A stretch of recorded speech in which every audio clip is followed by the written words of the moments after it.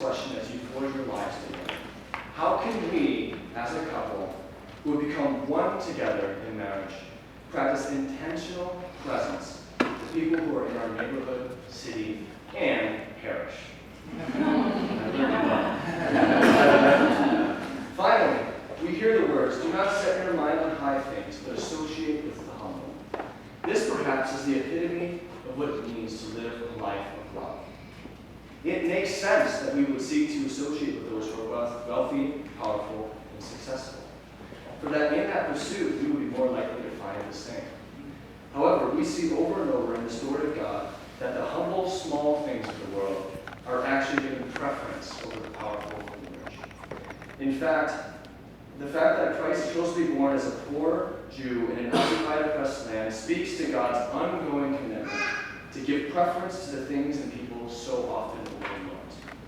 Therefore, you both are to do the same. Deny yourselves in a way that makes sense, in obedience to the call to situate yourselves alongside the weak and forgotten. In conclusion, Tom and Lauren, today I beseech you to found your marriage on these principles. 1, constant and consistent blessing. 2, intentional presence with all kinds of people. And 3, especially focusing the gift of your presence to the weak, forgotten, despised, and neglected people of this world, all the while being willing to sacrifice till it hurts. 4, at the end of the day, you both hold that your story is significant to the extent that it situates itself within the greater story of God's reconciling the world in love. We are nothing more than the stories we tell ourselves and in community.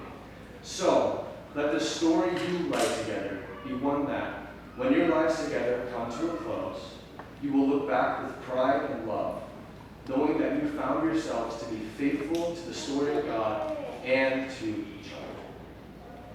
And remember, if God can use that stubby little marsh bed to spark your story, He will continue to use the small, unexpected things to sustain you along.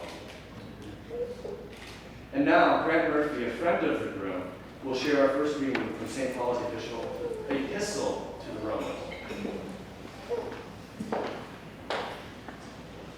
Love must be sincere. Hate what is evil. Cling to what is good. Be devoted to one another in love. Honor one another above yourselves. Never be lacking in zeal, but keep your spiritual fervor. Serving the Lord. Be joyful in hope. Patient in affliction. Faithful in prayer. Share with the Lord's people who are in need. Practice hospitality. Bless those who persecute you. Bless and do not curse. Rejoice with those who rejoice. Mourn with those who mourn. Live in harmony with one another. Do not be proud, but be willing to associate with people of low condition. Do not be conceited. Do not repay anyone evil for evil. Be careful to do what is right in the eyes of everyone. If it is possible, as far as it depends on you, live at peace with everyone. Romans 12:9-18. And now, Kirsten Kuhn, cousin of the bride, will share our second reading from St. Paul's epistle to the Colossians. Put on then, as God's chosen ones, holy and beloved, compassionate hearts, kindness, humility, meekness, and patience, bearing with one another, and if one has a complaint against another, forgiving each other, as the Lord has forgiven you, so you all also must forgive. And above all these, put on love, which binds everything together in perfect harmony. And let the peace of Christ rule in your hearts, to which indeed you were called in one body.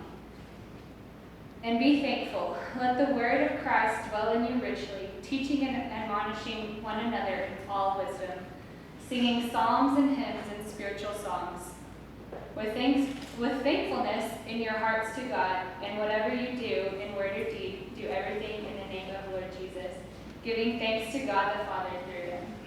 Colossians 3:12-17.